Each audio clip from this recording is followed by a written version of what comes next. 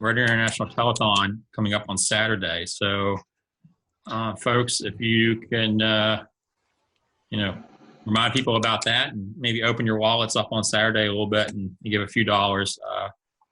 Hopefully, we can raise quite a bit of money around the world to put toward this COVID situation. So keep that in mind. Yesterday we had our, I think it was yesterday, days are running into each other. But we had our annual COG meeting, which is Council of Governors. So, people like Travis and 1010, and of course, Pastors the Governor Glenn Yarborough for last year was on the call, among about 15 others.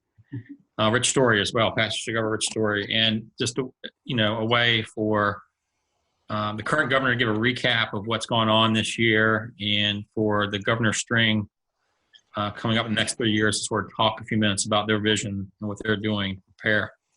So it was a good call, and thanks everybody for participating. That was supposed to happen at the conference over a couple of stiff drinks, but unfortunately, neither one of those happened yesterday. But at least we were able to report out all the good things that we're trying to do this year and grow from Glenn's year that were started. Things like the CART program and opioid. Man, that's really taken off. Fairfax folks have really done a great job with that, clubs in that area. So, kudos to everybody for doing some amazing work this year and continuing that work, even though we're social distancing. So I appreciate that. So this week, we're very excited. Speaking of Fairfax County, we have Commander Major Dean Lay on with us, and he's going to talk about how and this is an amazing police force they have, and just all the stuff they deal with on a regular basis. Now on top of that, they're having to deal with providing these support to our community and during this crazy COVID-19 situation. So glad to have him. He's going to talk in a minute about what they're doing, how they're being safe, how they're still supporting the safety of our community, so we can go out and do the things that we need to do to protect our families and support our community through Rotary and make sure that life goes on at some degree. And so then we got Harry. Harry has joined us. So with that, I'm going to turn things over to Major Lay. And again, thank you so much, sir, for giving some of your time to talk to us today around the district. Hey, thank you, sir. Just for background for Fairfax, for those who are not familiar with the jurisdiction, we're the largest police department in Virginia, and the population in Fairfax is extremely positive in the sense that they really do come together. Our numbers make us larger than 8 states, if you just to look at population alone. Unfortunately, with COVID, we also have a rather higher rate in the state in this area. The good news that I'm being informed is that our hospitals are doing well in handling it. For the officers on the street, we do have masks, we do have PPE. Even though I'm being serious, just on a personal note, I know I have an Air Force background, but we don't have haircuts, so don't judge me. But back to the serious part of it. There is some concerns in the community that are there parts of the public that are looking at people differently from where they originate because of the coronavirus. So we were concerned with that we want everybody to feel free in Fairfax County to not have any fear of crime and to be free of crime. What I mean by that is there were certain persons in our Asian communities that were stating that they feel like they're not being treated fairly when they go to the stores or they go out in public, that possibly people are looking at them as if they're dealing with COVID, which is extremely unfortunate. So here's what we did. We did 5 videos that we posted in 5 different major languages in Fairfax County to explain what we would do as a police department for the governor's orders how each person in Fairfax County is equal and will be treated that way forever, as far as I'm concerned. What we've also done to limit our contact with people, in the sense of they have some anxiety about a police officer possibly coming to their house. We practice social distancing. We will do things over the phone, even if it's 6 feet away, to reduce anxiety for our public. We're using, in a typical law enforcement nature, you would possibly take a person who's been arrested and take them before a magistrate, like a judge. What we're using is a video magistrate, similar to what we're using here on this format. And the person who's been arrested will present his or her side of the story, as well as the officer's testimony of what he or she saw, and everything's is done electronically. If the person is released, that can be also done electronically. If unfortunate is a incarceration scenario, that person, of course, would then be brought to our adult detention center. And overall, I can't really, cite that we have problems with the public being in compliance. And here's what I mean by that. If, for instance, if we do have a business that has been open, and it hasn't been very many, and someone calls the police, just a phone call to them changes their perspective.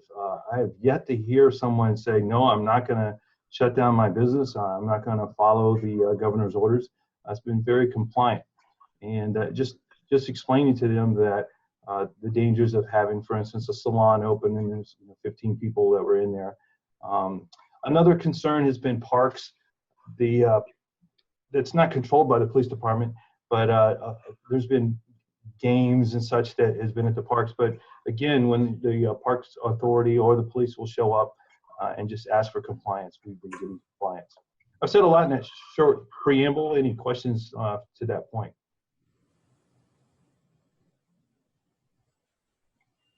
How are you, you may talk about this later, so I apologize. Are you seeing, as far as crime, is it, you seeing a decrease, increase, or is it staying level? What's going on there? When I look at the stats overall, I don't see an increase. I do, as a matter of fact, unfortunately, I've seen overdoses. So you were talking about the opioid addiction. This is not an official statement, but I noticed that it timed with the stimulus checks. That's just my personal observation. Unfortunately, things like that are still going on as far as overdoses. But as far as a spike in violent crime, I haven't seen it. And I get those statistics. I'm trying to think what has spiked. Surprisingly, there are some out there in our society that will take advantage of this situation. There has been retail theft, but you can have retail theft at any given time in our jurisdiction. How about speeding?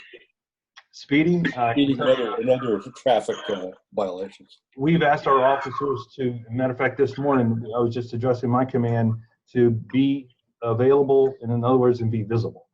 So you may see in Fairfax County, officers in the median with their lights on, is to show that we're here, because without that psychological deterrent, anxiety can rise, and you may have people that feel like, well, there's no police around.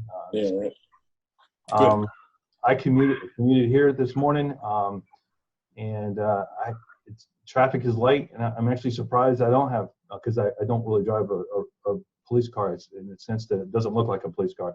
And pre-pandemic, people would blow my doors off all the time, and I haven't had that happen recently. Not saying it won't happen. As soon as I hang up, but anxiety. I was just reading another article about anxiety in the public. Well, it's in the police force also, and in the sense of this, you can have a police officer wife, a police officer husband, or a significant other, and they both are trying to manage job, close daycare, close schools. So the county, and I know it sounds like a company line, but I really do mean it, has been very generous with our employees on allowing time off. Our leadership in our department has been very flexible. We have officers who, again, are taking phone calls as a full-time basis. And staffing is still well. I'm pausing here because I want to use the right word. I'm very thankful that we do not have any positive COVID infections that we know of today that I'm speaking. Doesn't mean that someone may have had it and doesn't know it, but so far so good.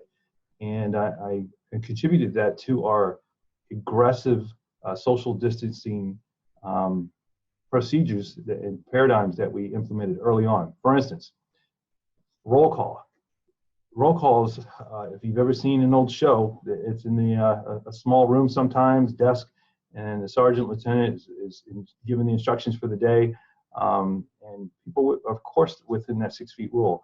We quickly went to social distancing, and we used Zoom. I'm not trying to advertise one company over the other, but it was something that was available through us to the county, and we did it quickly. Before that, even before we got the electronics up, we were doing 6 feet and going outside. So keeping, the only thing that we must do from my perspective is that when our officers see that, hey, nothing's happening as far as nobody's getting infected on the force, maybe we're being too precautious and we can relax a little bit. Maybe we can all go in the roll call room, or maybe we can socialize around the water cooler, as they say. And so we're just keeping that message vibrant to the staff. Any other questions? Or things that are brought up?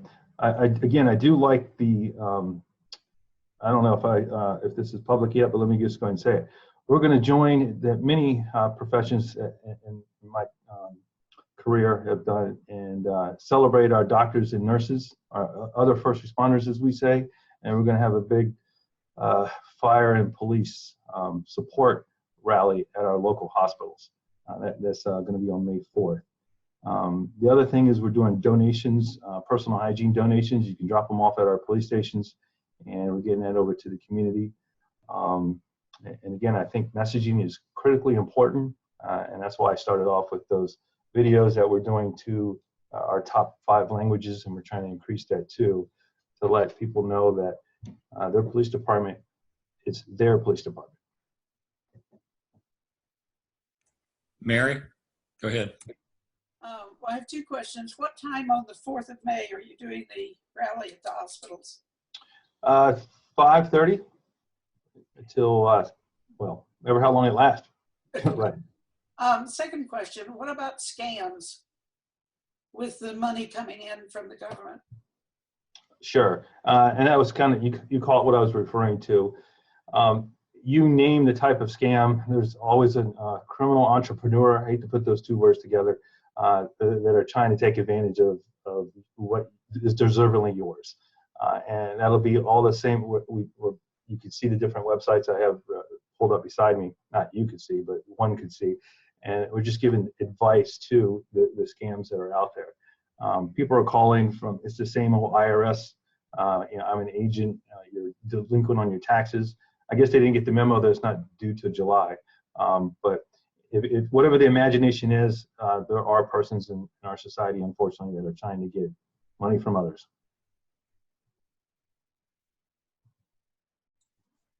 Jeremy, go ahead. May I? I'm a police officer in Australia. We've noticed a small rise in family violence or domestic violence.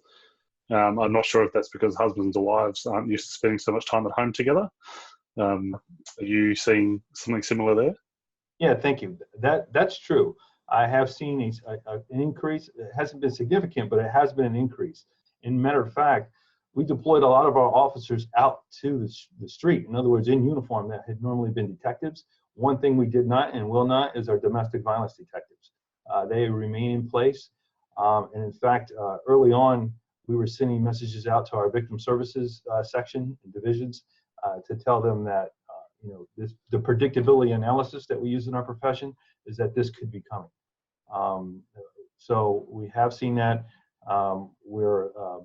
We use assessments for victims in the sense that we actually go through a checklist and then contact a domestic violence detective and our victim services specialist to get a location where that person could go, and working with hotels. So it's the same template, but it's, again, we're showing up for their house. there's been a domestic dispute.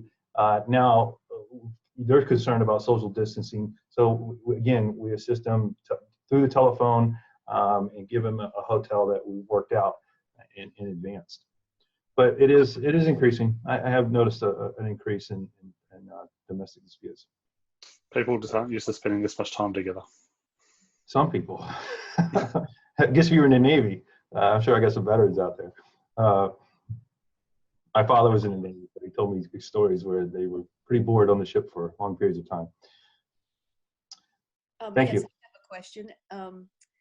What about trafficking, particularly in children? Has that picked up, or is it the same, or is it not as much?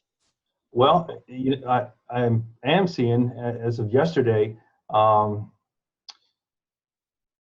men and young women are at home with their electronics. And what that means is, just like I talked about the COVID predators, I'm going to use that word, there are predators out there taking advantage of the situation that a lot of kids now, children, are online, and they realize that mom, dad, or both are distracted, and they're not monitoring like they would be in a traditional school setting. So the answer is yes. And I'm not trying to say trafficking, but the fact that there are predators out there making contact with more juveniles that are online and unsupervised. In fact, you should see something from Fairfax County soon on an arrest, a large arrest scale. So because they are at home, is it easier to track them than for you to do, like more arrests or on a larger scale, or is it just the same? Technology is the same on how we get to them. I think you'll see the details in that when it becomes public. So we're being proactive, anticipating that we're being proactive. Well, you always are, and we really appreciate everything that you all do for us. Thank you. So we may or may not have assumed the role of a young person staying at home. Probably as far as I want to get with it before I get in trouble.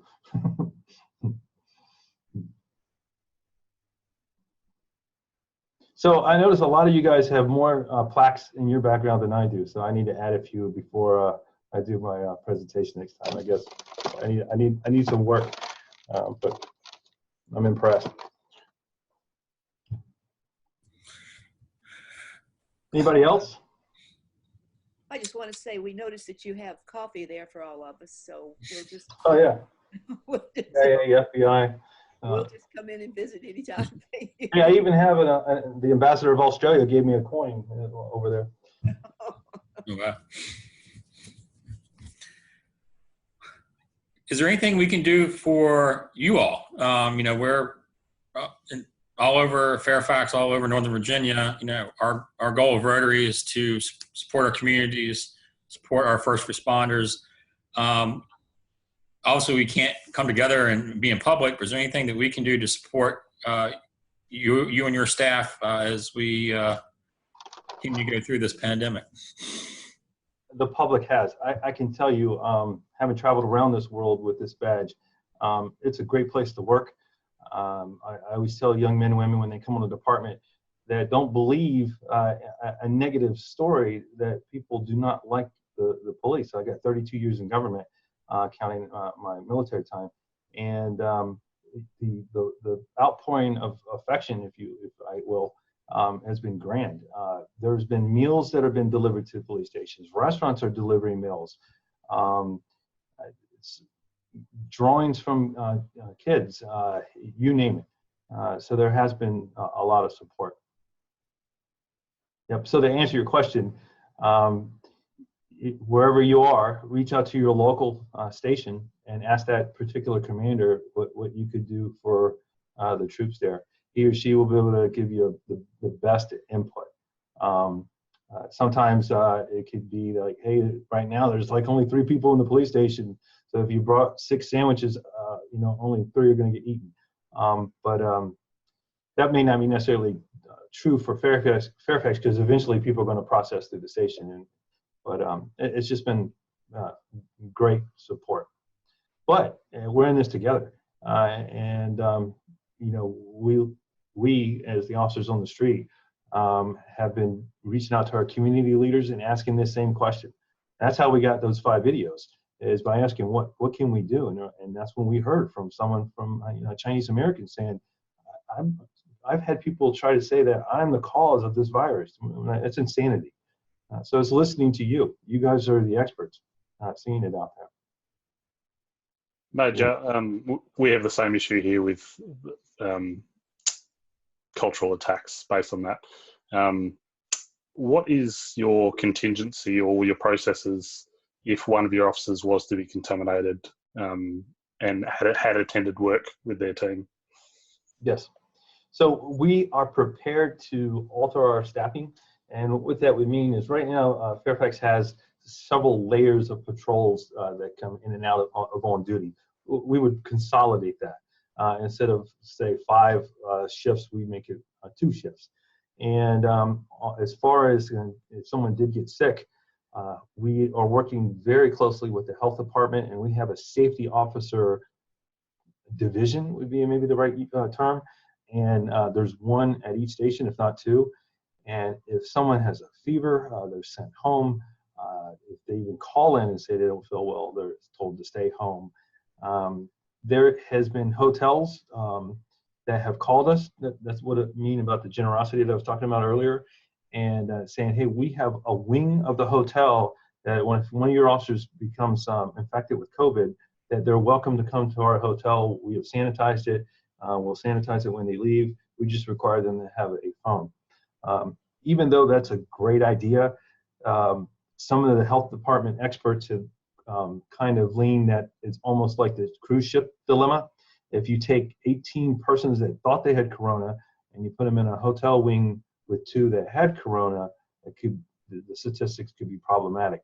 That it's better to do an immediate testing, which we have hospitals in the area that are doing immediate testing for our first responders.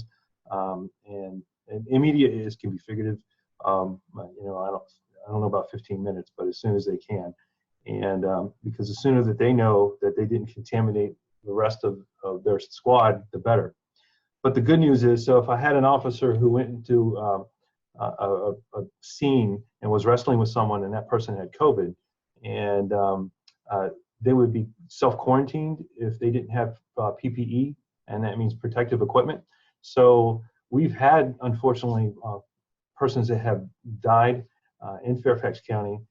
They had COVID, but the officers, when they went to the scene, were wearing gloves and masks and eye protection. So the health department and the safety officers team would analyze that and say, hey, you're fine. You're not contaminated. At first, we were even giving those folks days off, even with wearing PPE. We've kind of got used to the process, and it's only if by some chance the PPE wasn't utilized. For instance, an emergency. If I'm driving around and a robbery just happens, I'm not going to be able to put on my gear unless I'm driving with it on. But so to answer your question, if someone does get contaminated, we're being advised that they should quarantine and isolate, and not necessarily in a hotel. So, and then we work with the family. So in Fairfax, we have an incident support bureau, and that's what psychologists, counselors, and peer support professionals. So if you think you got COVID, not only are you going to get the health department and the safety officer team, you're going to get psychologists and peers to call you, in addition to your leadership, and ask you how you're doing and what do you need. I appreciate that. One of our employee groups put together 500 bags of toilet paper because my son works at a national grocery store chain and management, and he told me that first responders are coming in saying, hey, I can't just get off when I can. This is the only time I'm available to come in here for toilet paper. And my son told me, I'm not going to name the store, but they have a secret stash for employees. And he was like, hold on, it was a firefighter. He went back and got him toilet paper. But so knowing that that's a challenge before a lot of these stores would open up for first responders in the morning, our employee groups have been given toilet paper. Because that's enough on that. No bathroom words, right? You guys are recording anyway. Perfect. Thank you. I have a question on the gloves. Yes. I've heard pros and cons of wearing the gloves. A friend of mine runs a garage, and when this first started, these people were all wearing gloves, and they realized everything they touched with the gloves was getting, if their hands were infected, it was affected. So they just said, let's just use our hands and wash our hands. And they wear masks and eye gear, but they've given up on the gloves. It's education, because I've seen people walk past a water fountain with soap and grab the hand sanitizer, and soap and water is much better. So we trained everybody on how to use their PPE. In fact, knowing that we have such a large force, we actually did specialized training, and we have individuals that you will only go to a death scene in full PPE, or you will only take prisoners. It's dedicated vehicles just for prisoners, because you're right. If you take off your glove like this, now the virus can be on your hand.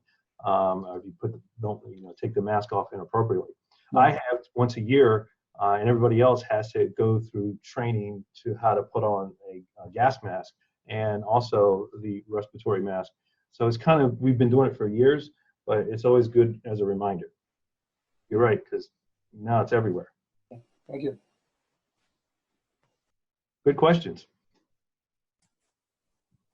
In fact, to compliment Rotary, there's a gentleman, Vance, who is an executive on our Communities of Trust, and he's the one behind doing personal hygiene donations. He does stuff the bus, stuff the police car, just great community support. So I'm a fan of your organization. Thank you. And he's been responsible for leading our opioid awareness program, Take Back, as well through Fairfax County. So yeah. Very successful. Yeah, and I think some things that we can do as Rotarians that things like that could provide at least a little bit of support to you guys, because I know you all work so tremendously hard on this opioid thing as well and done such a great job. But it's huge, and if we can get the word out too, then we're helping hand a little bit. And I'm sure you've already heard those drug takebacks. We get pounds. I don't know if I could say tons, but it's a lot. We get a lot. And now we have it all the time. So right now, anybody can go to a police station and basically turn in stuff that you don't want to flush down the toilet.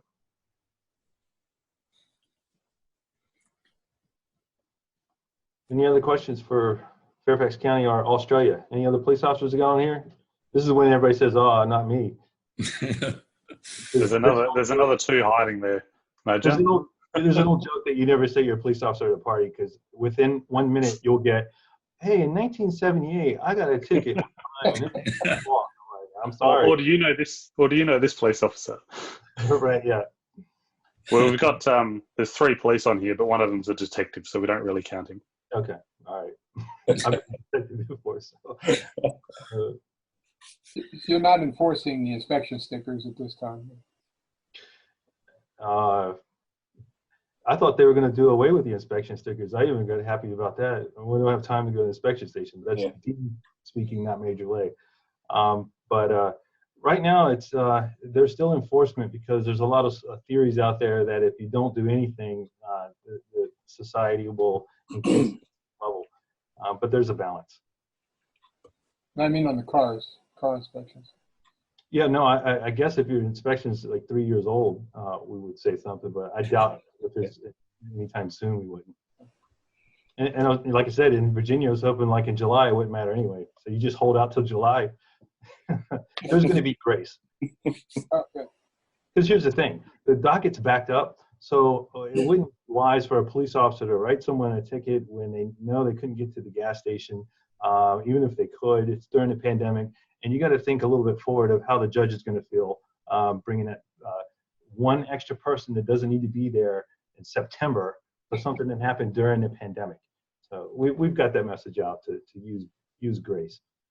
There's the letter of the law and the spirit of the law. Mm-hmm. That's what the Australian ambassador told me when he gave me his coin.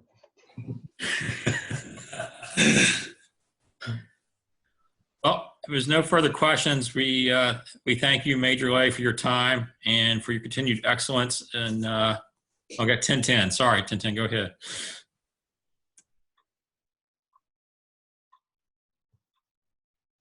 Continue just muted. want to- I just want to say that it has to be over by 4th of July because that's the birthday of Sandra Duckworth and myself. Okay.